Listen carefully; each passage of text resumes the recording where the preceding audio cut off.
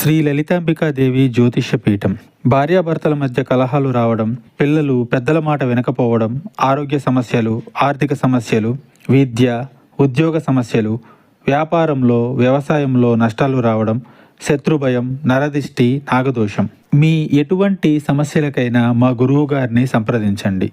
గురూజీ శ్రీ గురవయ్య స్వామి గారు. Phone number 9550349125. ఈ రోజున తులారాశి జాతకులు ఒళ్ళు గగురు పొడిచే ఒక వార్త వింటారు. ఏమిటి ఆ వార్త అనేది వీడియోలో విని తెలుసుకుందాము. వీడియో మీకు నచ్చితే తప్పకుండా ఒక చిన్న లైక్ అయితే చేసి మమ్మల్ని సపోర్ట్ చేయండి. ఇక ఆలస్యం లేకుండా వీడియోలోకి అయితే వచ్చేద్దాము. ఈ రోజున ఖర్చుల విషయంలో జాగ్రత్త. అనవసరమైన ఖర్చులపై అదుపు ఉండాలంటూ సూచించడం జరుగుతుంది. అప్పు చేయడం మంచిది కాదు. మీ యొక్క నిర్వహణ విషయంలో, ప్రతి పని విషయంలో జాగ్రత్త. కుటుంబ ప్రేమ జీవితంలో ఈ రోజున కాస్త దూరం జరగచ్చు. కుటుంబంలో ఒకరు మీపైన సానుభూతి చూపించడం, సపోర్టుగా నిలబడడం జరుగుతుంది. చిన్న చిన్న అసమ్మతలు, అభిప్రాయ భేదాలు ఉద్రిక్తతకు దారితీయొచ్చు. మాట్లాడే సమయంలో తొందరపాటుతనం చూపించొద్దు. స్నేహంగా, మిత్రత్వంగా ఉండండి. ప్రియమైన భాగస్వామితో ఈరోజు సమయం ఎక్కువ గడుపుతారు. శారీరక అలసట ఉన్నా కూడా మానసికంగా ఎంతో శక్తి ఉన్నట్లుగా ఉంటుంది. ఈ రోజు చేసే దానం మీకు చాలా వరకు కూడా మంచి ఉత్తమ స్థితిగతులు కలగజేస్తుంది.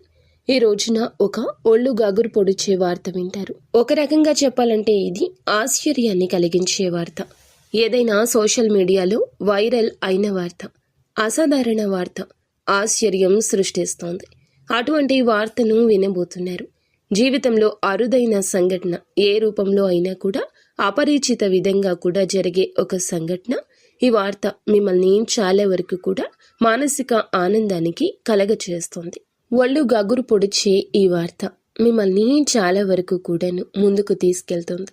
మీ అంచనాలు తారుమారు చేస్తుంది. భారీ ఆర్థిక మార్పులకు సంబంధించిన వార్త కూడా కావచ్చు.